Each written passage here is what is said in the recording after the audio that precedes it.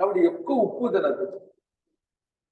అత్యుష్ణ బాగా వేడిగా ఉన్న పదార్థాలు కూడా మరిగిపోతున్న కాఫీ కుటుక్కు కుటుక్కు అనిపిస్తుందండి. ఎలా తాగుతారో తెలియదు, అవి గొంతో తెలియదు, అది ఇంకేతంతో తెలియదు. క్యాన్సర్ వస్తుంది చెప్పాడు. గొంతుకి వ్రణం అంటే అదే క్యాన్సర్ అన్నమాట.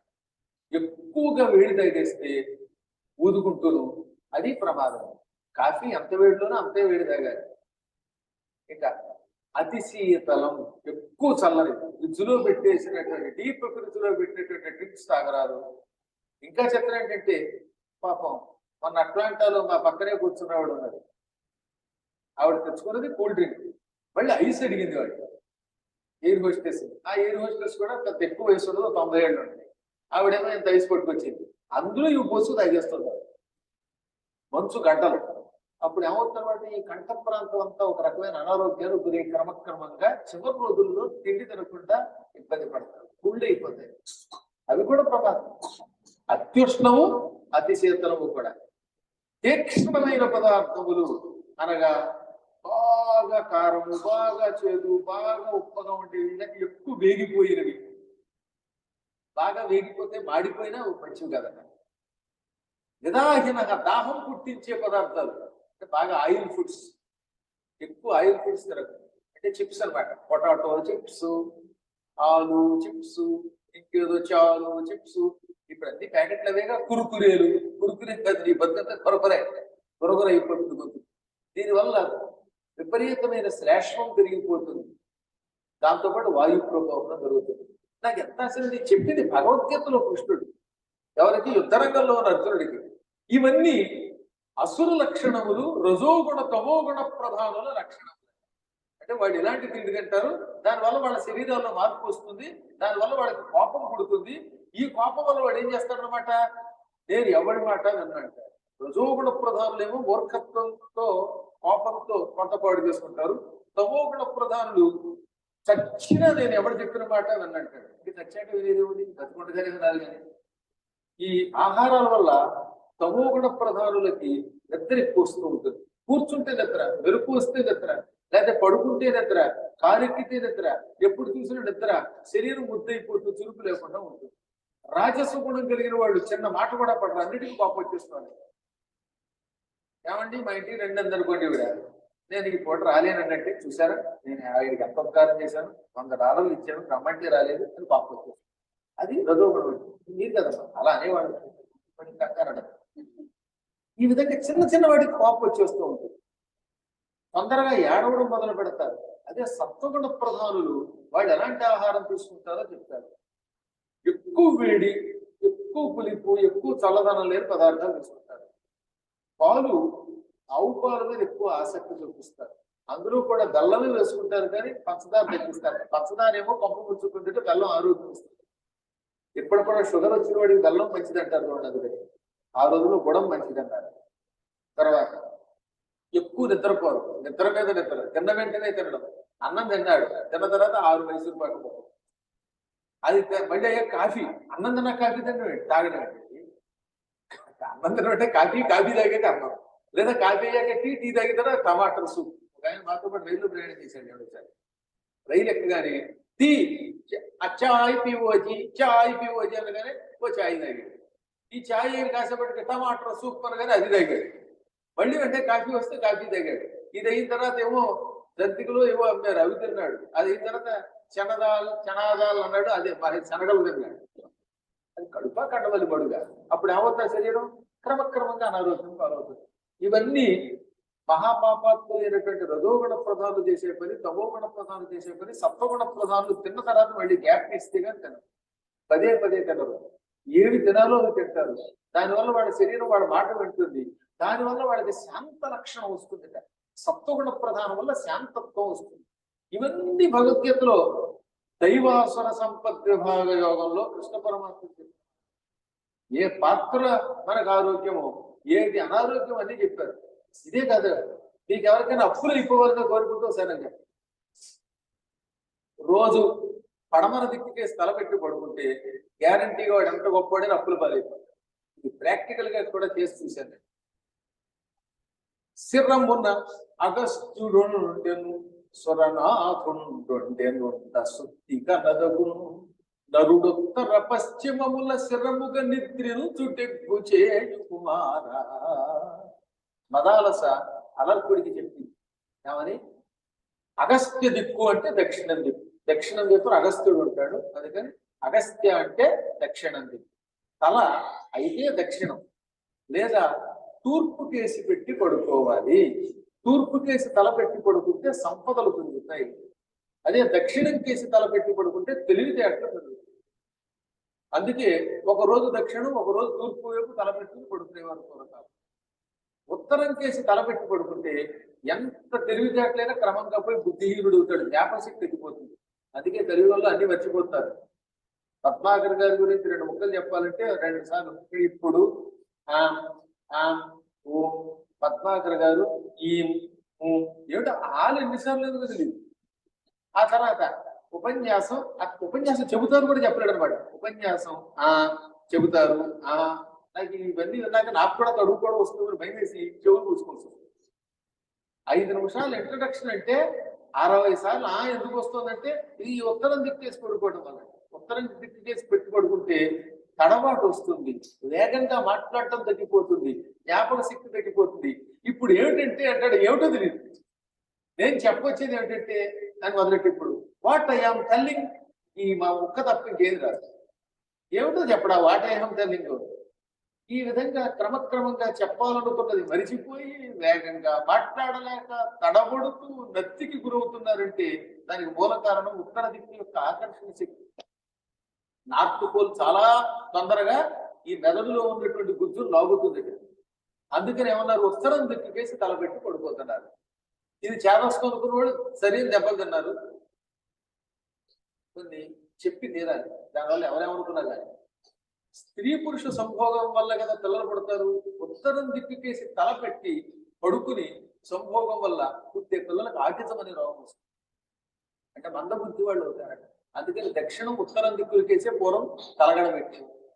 అసలు పూర్వం మంచాలు వేసేటప్పుడే అయితే తూర్పు కేసి తల ఉండేలాగా, లేదా దక్షిణం కేసి తల ఉండేలా చేసేది. ఆ శక్తి అటువంటిది ఈ సృష్టి యొక్క రహస్యం. అందుకని ఉత్తరం వైపు తలపెట్టుకోవడం వల్ల జ్ఞాపక శక్తి తగ్గుతుంది, ఈ తెలివితేటలు తగ్గుతాయి. అందుకే ఉత్తరం వైపు తల పెట్టుకున్న ఏనుగు తలకాయ నరికించాడు శివుడు, అది పట్టుకుని గణపతికి తగిలించాడు. ఇక పశ్చిమం దిక్కుకేసి నిత్యం తలపెట్టి పడుకుంటే కుబేరుడు అయినప్పటికీ అప్పుల పాలవుతుంది. సరే ఏడాది పెట్టి పడుకోండి చూద్దాం, ఆ తర్వాత కోలుకోవడానికి ఎంతకాలం పడుతుందో చూద్దాం.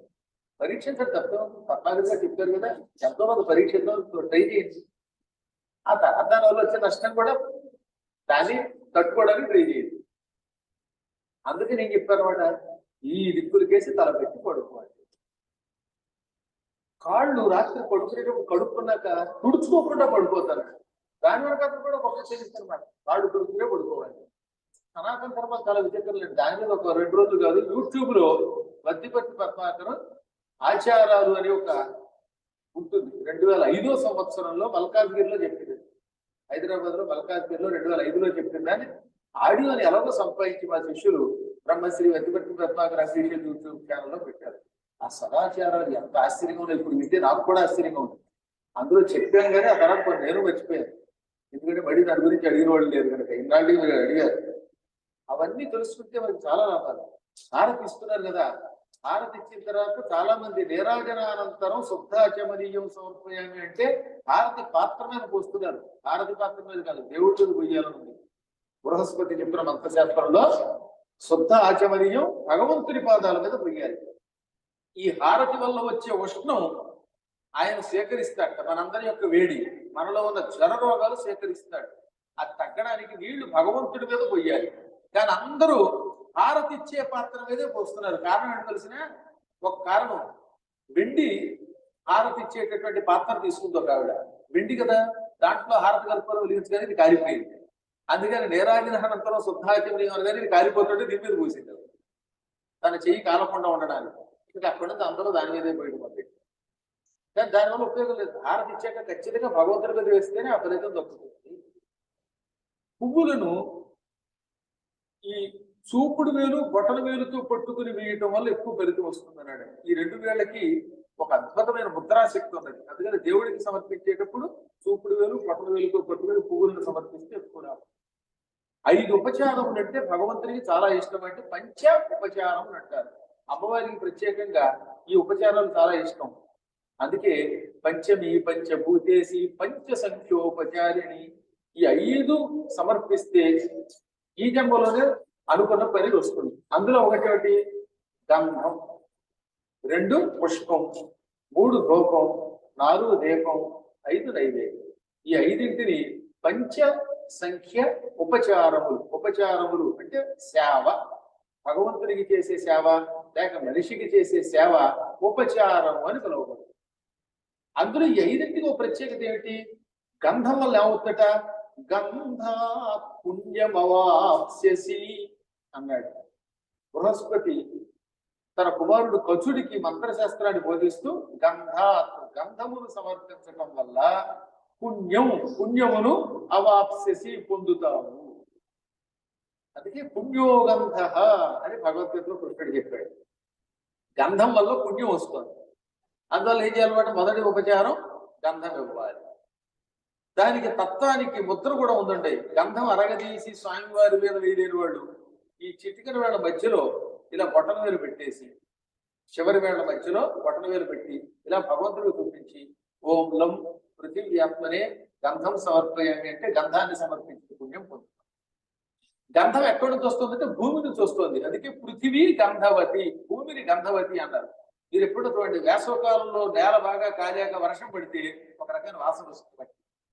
ఆ వాసనే చెట్లలో రకరకాల పుష్పాల్లో వాసన, లేకపోతే ఘాటైన వాసన, కారం వాసన, ఇవన్నిటికీ మూల కారణం అవుతుంది. అందువల్ల చెట్లలో నుంచి, పువ్వులలో నుంచి, లేక కాయలలో నుంచి వాసన ఇచ్చేది కేవలం భూమి.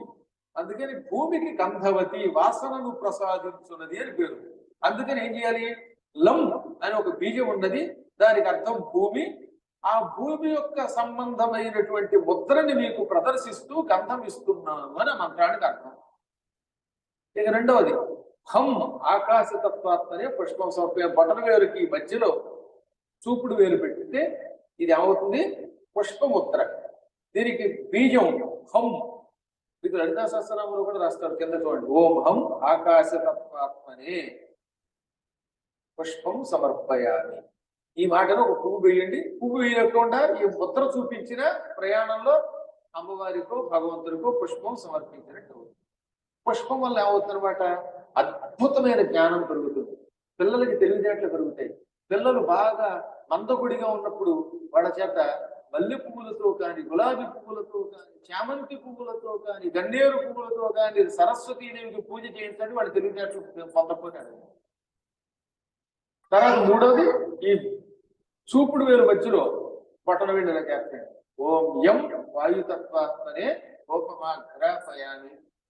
ఈ ధూపానికి ఇది ముద్ర, దానికి బీజం యం. ఇలా సమర్పిస్తే మనం ధూపం వెలిగించకపోయినా వెలిగించిన పుణ్యం వస్తుంది. ధూపం వల్ల లాభం ఏమిటి? ధూప ఐశ్వర్యం, ఐశ్వర్యం లభిస్తుంది, పదవులు వస్తాయి, కొన్ని రకాల సంపదలు వస్తాయి.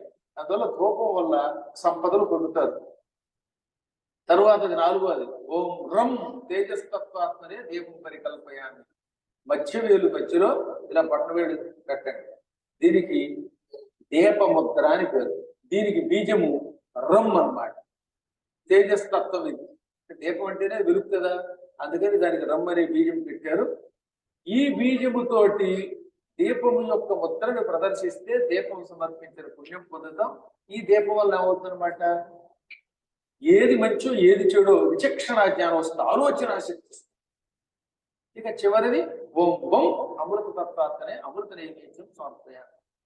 ఉంగరం వేలికి అనామికకి ఈ బొటన వేలు ఇలా చేరిస్తే అది ముద్ర. ఈ విధంగా అమృత నైవేద్యం సమర్పించిన పుణ్యం పొందుతాం. అరటి పండు ఇంకో పండు లేనప్పుడు ఇది పెట్టేయచ్చు అనమాట. దీనివల్ల భగవంతునికి నివేదన చేస్తే యావత్ జీవితం మన శరీరం నీరసం లేకుండా, రోగం లేకుండా ఉంటుంది. వేళ కింద భోజనం వస్తుంది. ఈ విధమైన 5 ముద్రలతోటి 5 ఉపచారములతో మనం భగవంతుని సేవ చేసి తద్వారా ఫలితాలు పొందవచ్చు. ఆఖరణ ఒకళ్ళు తెలుసో తెలియక పొరపాటు చేసి ఉంటాం కదా. మానవుడు అయ్యాక పొరపాటు చేయకుండా ఉంటాడు. అందులో మీలాంటి పుణ్యాత్తులు చేయకపోవచ్చు, కానీ మహానుభావులు కొందరు మీలాగా ఏ అపచారం చేయకపోతే ఎంతో కొంత అపచారం చేసేవాడు ఉంటారు. రాబోటి వాడు అప్పుడు ఈ రెండు చేతులు జోడించి ఎడమ వైపు గుండెకి చేసి నమస్కరిస్తే దీనికి సర్వోపచారములను పేరు. వంశం సర్వోపచార పూజా పరికల్పయాలి. అన్ని ఉపచారములు చేసినట్టే. ఆ దెబ్బతో ఇక ఏ దోషంలో కొట్టుకుపోతున్నారు. ఈ విధంగా ధర్మాచరణతో భగవంతుని సేవ చేయటం వల్ల అనుకున్న పనులు కూడా నెరవేరుతాయి. ఇలా అనేకములైన విశేషములు ఉన్నాయి భగవంతునికి సంబంధించినవి. ఇవాళ భగవత్ కథ కాదండి, మాకు ధర్మంలో కొన్ని విశేషాలు తెలుసుకోవాలన్నదే. అవి తెలుసుకున్నా చాలు. ఇక చెట్టు చివరిగా శుభ్రం ఏంటో తెలుసా మీకు? మీరు అనుకున్న పనులు 40 రోజుల్లో పూర్తవ్వాలంటే తల్లిదండ్రులకు ప్రదక్షిణ చేయాలి. తల్లిదండ్రులు కూర్చోబెట్టి బలాత్కారంగా కూర్చోబెట్టేవాడి. ఎందుకంటే ఆ మధ్యలో గురువు గారికి ప్రదక్షిణ చేస్తే పుణ్యం అంటే కారు ఎక్కుతుంటే ఒక జబ్బట్టుకు లాగినప్పుడు కొంచెం సోర్పడకలా ఉంది. దెబ్బకు బయటకు వచ్చారు. గురువు గారు ప్రదక్షిణ అన్నారు, మీరు కూర్చోవలసిందే అన్నారు. అలా కాకుండా కాస్త విధంగా కూర్చోబెట్టి చుట్టూ 3 సార్లు ప్రదక్షిణ చేస్తే తల్లిదండ్రులకి 40 రోజుల్లో మీరు అనుకున్న పనులు నెరవేరుతాయి. అదే గురు ప్రదక్షిణ చేస్తే ఏమిటి? గురువు గారు దొరికినప్పుడు ఆయన చుట్టూ 3 సార్లు ప్రదక్షిణ చేస్తే కటిక దరిద్రుడు కూడా సంపదలు పొందుతారు. నేను చూశాను కాబట్టి చెప్తున్నాను. కేవలం వ్యాసుడు చెప్పడం కాదు. గురు ప్రదక్షిణ భూప్రదక్షిణ కంటే ఎక్కువ పుణ్యం ఇస్తుంది. శివే వృష్టే గురుస్త్రాత గురౌ వృష్టే శివే నచ దేవీ భాగవతంలోని శ్లోకం. ఒక రోజున దేవతలంతా కలిసి బృహస్పతి దగ్గరకు వచ్చి, ఏమండి శివుడంతటి వాడు పరమాత్ముడంతటి వాడు కోపగిస్తే ఆ వ్యక్తిని ఎవరు రక్షిస్తాడని అడిగారు. శివుడి కోపం వచ్చింది. రే నేను పొడి చేస్తానని నీ మీద శూలం పట్టుకొచ్చాడు.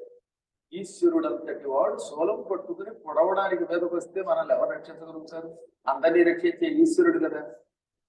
అప్పుడు ఏమన్నాడు బృహస్పతి? ఒకసారి బ్రహ్మ విష్ణువు మహేశ్వరుడు కలిసి లోకానికి ఒక వరం ఇచ్చారు.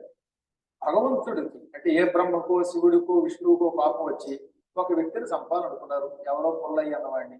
వాడిని చంపడానికి వస్తే అప్పుడు వాడు వెంటనే గురుదేవ రక్షించండి అని ప్రార్థిస్తే వెంటనే మేము వాడిని చంపడం మానేస్తా ఉన్నారు.